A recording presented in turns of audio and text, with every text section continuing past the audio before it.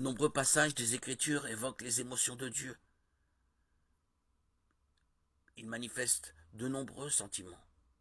La colère, la compassion, le chagrin, l'amour, la haine, la jalousie, la joie. Cependant, les émotions de Dieu ne sont pas les mêmes que celles que nous éprouvons, nous les humains. Est-il juste de le considérer comme émotionnel? A-t-il des sautes d'humeur? Dans les cercles théologiques, le statut de personne est souvent défini comme un individu doté d'intellect, d'émotion, de volonté. Dieu est donc une personne en ce sens qu'il est un Dieu personnel doté d'un esprit d'émotion et d'une volonté qui lui sont propres. Nier les émotions de Dieu, c'est nier qu'il possède une personnalité. Les êtres humains réagissent aux choses de ce monde sur le plan physique, bien sûr, mais aussi sur le plan spirituel.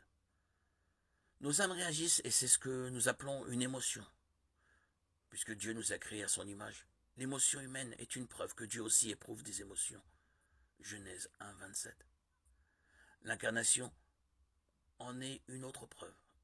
En tant que fils de Dieu, dans ce monde, Jésus n'était pas un automate sans émotion. Il pouvait ressentir ce que nous ressentons, pleurer avec ceux qui pleurent. Jean 11, 35. Éprouver de la compassion pour les foules, Marc 6, 34.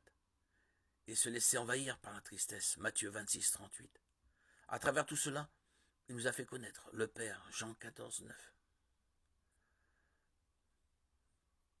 Bien que Dieu soit transcendant, nous le connaissons comme un Dieu personnel et vivant, qui s'engage intimement avec sa création. Il nous aime d'une manière que nous ne pouvons pas comprendre. Jérémie 31, 3, Romains 5, 8. Et il est infiniment peiné par notre péché et notre rébellion contre lui. Psaume 1, 5, Proverbes 6, 16, 19.